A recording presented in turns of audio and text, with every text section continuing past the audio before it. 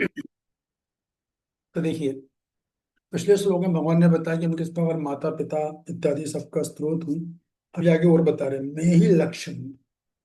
जैसे प्रभुपाद जी एक बार विदेश में गए थे, तो एक कॉन्फ्रेंस हॉल में गए, कुछ ऑफिशियल डेलीगेट से मिलने गए थे, चेयरमैन लेवल पर, बोर्ड ऑफ मेंबर से। तो मीटिंग जब होती है तो मीटिंग में सबके सामने एक नेम प्लेट लगी होती है, फला फलाना व्यक्ति, और उसकी डेजिग्नेशन लिखी रहती है। मिस्टर विवेक चौहान, नीचे लिखा रहेगा एमडी। दूसरा लिखा रहेगा मिस्टर बुल्गारिया, उसके नीचे लिखा रहेगा वाइस चेयरमैन। इस तरह के सबके नेम प्लेट लगी हुई होती है। तो जब प्रभा जी एंटर किए तो मीटिंग ऑलमोस्ट ओवर हो चुकी थी, तो वहाँ पे एक व्यक्ति था। व्यक्ति मतलब से क्या बोलोगे आप, जो वहाँ का साफ सफाई करवाने वाला था। तो उसके बाद वो सबके नेम प्लेट उठाने लगा। रूपा जी में बैठे थे, तो प्रभा जी ने सबसे, तुम्हारा जीवन का लक्ष्य क्या है, what is the goal of your life. तो उस व्यक्ति ने एक जो नेम प्लेट थी ना, उसको उठाई और वो दिखा दी थी, बोला नहीं, बस दिखाया था। उस पर लिखा था प्रेसिडेंट। तो उसका गोल का अध्यक्ष था कि वो जो कंपनी थी उसका वो अध्यक्ष बनना चाहता था, ये उसका गोल था। तो यहाँ पे गीता में भगवान ये बोल रहे हैं कि भाई आपका लक्ष्य प्रेसिडेंट बनना, सीईओ बनना, या आईटीआई टॉपर बनना, वो लक्ष्य नहीं है। वो लक्ष्य है भी, तो वो आपके लिए टेम्पररी लक्ष्य, मूल लक्ष्य नहीं है। मूल लक्ष्य क्या है, आपको मुझे प्राप्त करना है। तो वही बोलेगा ठीक है भाई, आपको प्राप्त करा तो नवदा भक्ति करनी पड़ेगी, शास्त्रों का अध्ययन करना पड़ेगा।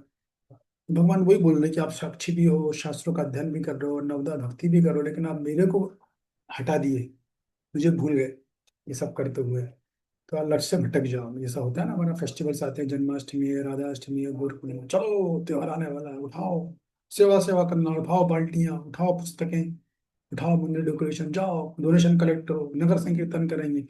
उस करने में कभी कभी हम लोग इतना खो जाते हैं कि मूल लक्ष्य है भगत प्राप्ति, उससे भटक जाते हैं। ये प्राय होता है, ऑब्जॉर्प्शन बाहरी चीजों में बहुत ज्यादा हो जाता है। जो आंतरिक चीज है, जिसके लिए हम सब इतना समय निकाल के बैठे हैं, भगवत धाम की प्राप्ति करना, भगवान कृष्ण को प्रसन्न करना, वो सब गायब हो जाता है। अब इसी बात को भगवान यहाँ बोल रहे हैं कि देखो भाई, सब चीजों का परम लक्ष्य तो मैं हूँ। लक्ष्य है, जिंदगी में यदि कुछ प्राप्त करने लायक चीज है, वो ये भगवान कृष्ण की प्राप्ति करना। ठीक है। दूसरा, पालन करता। जैसे कि आप जानते हैं कि भगवान जो है सभी के पालन करता है। जितने भी आपका दोस्त हो, दुश्मन हो, मित्र हो, माता पिता, दादा दादी, बच्चे वगैरह जो भी हैं, उन सब का जो पालन करता है, वो केवल भगवान श्री कृष्ण है। भगवान श्री कृष्ण हमारे पालन करता नहीं। आपके घर में वो छिपकली है, ठीक है, बारिश में केंचुए निकलते हैं, वो हैं, और बालों से जुएं निकलते हैं। ठीक है ना। तो जितने भी 84 लाख जीव हैं, सबके पालन करता वास्तव में भगवान है। तो भगवान ने पहले ही बोल दिया कि सबका पालन करता मैं हूँ। स्वामी, ये भी आप समझ गए। आजकल दुनिया में हर कोई अपने आप को स्वामी समझता है। ये घर का मुखिया है, वो सबको अपना स्वामी सोचता है कि अगर मैं नहीं रहूंगा तो जो मेरे पर निर्भर है वो भूखे मर जाएंगे। है कि नहीं। या फिर कोई एक देश का राजा है, वो ये सोचता है कि मैं नहीं रहूंगा तो मेरे देश की प्रजा भूखी मर जाएगी, मैं देश में चला रहा हूँ, गांव की पंचायत में चला रहा हूँ, घर परिवार में चला रहा हूँ।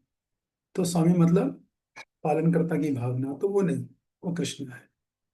और घर के मुखिया रहेंगे ही नहीं तो भी देखा जाता है कि नीचे के लोग का पालन हो ही जाता है। कितने जानवरों को हम देखते हैं, जानवरों के माता पिता भी मर जाते हैं, छोटे छोटे बच्चे रहते हैं, तो ये भगवान ही उन सबका पालन पोषण करते हैं। एक कृष्ण का ही सबका अंतिम अंतिम लक्ष्य और फुल एंड फाइनल लक्ष्य जो है वो कृष्ण ही है। हर व्यक्ति के जीवन में वो होना चाहिए, ना कि कोई अन्य देवी देवता। ये नहीं है, लक्ष्य तो केवल कृष्ण है। ठीक है ना। और इसके बाद क्या है, स्वामी है, साक्षी। भगवान आपकी हर क्रिया के साक्षी होते हैं। जो कुछ भी हम करते हैं, अभक्तों के हृदय में भगवान परमात्मा के रूप में साक्षी होते हैं, और भक्तों के रूप में जी वैसा ही बताते हैं कि भगवान कृष्ण के रूप में साक्षी होते हैं। फिर धाम है, भगवान जो है सबका आश्रय स्थली है। हम लोग भी जिनसे आश्रय स्थली लेते हैं, तो वो आश्रय जिनके हम आश्रय ले रहे हैं, वो कहाँ आश्रय ले रहे हैं, वो भगवान कृष्ण में आश्रय ले रहे हैं। अब वो शरण स्थली, अत्यंत प्रिय मित्र हैं भगवान, हमारे सबसे अच्छे मित्र हैं। लेकिन मुद्दा क्या है कि हमारा जो तरीका दृष्टिकोण वो भौतिक है। हम क्या सोचते हैं, कौन हमारा मित्र है, जो हमारी हाँ में हाँ मिलाए, जो हमारी इंद्रिय तृप्ति में सहयोग दे हम उसे मित्र मानते हैं। दिक्कत ये है। और जो हमारी इंद्रिय तृप्ति में बाधा बनता है हम उसे अपना दुश्मन मानते हैं। जबकि ऐसा नहीं है। एक्चुअल में हमारा सच्चा मित्र वही है जो हमेशा करेक्ट करता है टाइम टू टाइम। मित्र का मतलब वो होता है। जो भौतिक मित्र होता है उसे पता होता है कि आप गलत हो, वो कभी आपको बोलेगा नहीं, क्योंकि उसे आपसे कुछ चाहिए। उसे पता है मैं बोलूंगा तो जो चीज मुझे मिलनी वो मिलेगी नहीं मेरे को। वो आपसे आपसे अटैच नहीं है। वो आपसे मिलने वाली सुख और सुविधाओं से आ सकते हैं। इसलिए वो नहीं बोलेगा। वो उल्टा आप हमें मिलेगा, हाँ सही कर रहा हो, बहुत बढ़िया किया, उल्टा आपके पक्ष में बोलेगा। लेकिन जो आप सच्चा मित्र है, वो बोलेगा नहीं, ये आप जो कर रहे हो ये गलत है, नहीं करना चाहिए। एक्चुअली वो रियल मित्र है, और वो होते हैं साधु गुरु और शास्त्र, जो हमें तरह तरह पे गाइड करते हैं।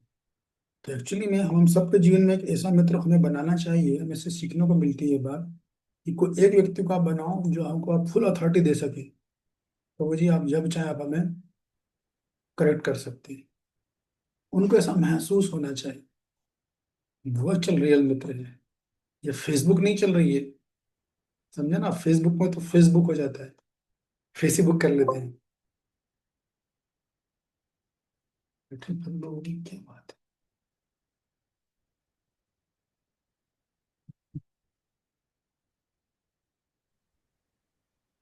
ना, ये बात है।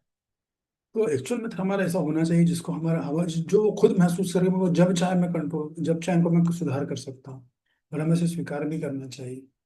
हमारे भले ही कोई उस टाइम जरूर हमें नहीं लगेगा, उस टाइम तो थोड़ा हमारे ईगो का हर्ट होगा।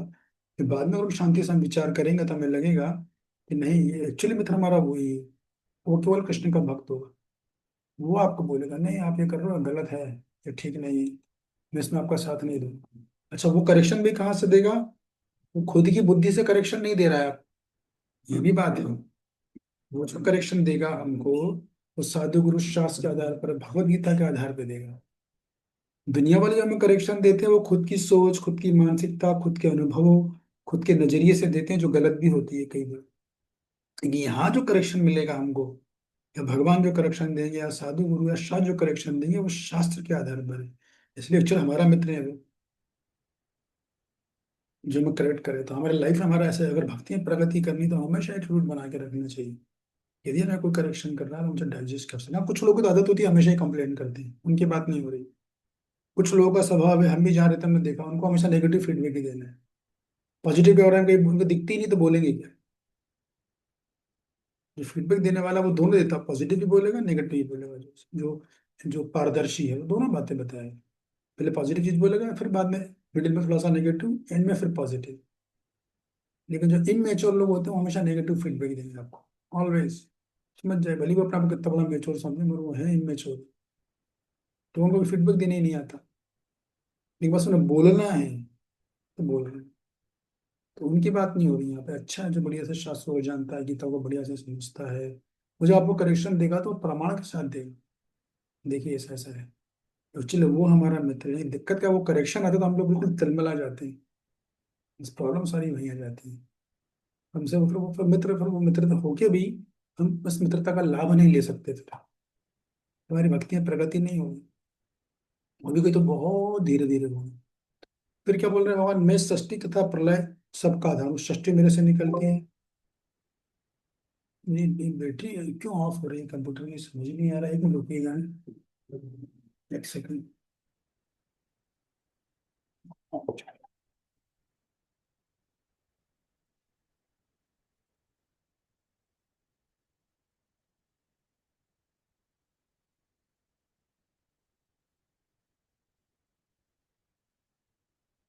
ठीक है, उठ रहा हूँ।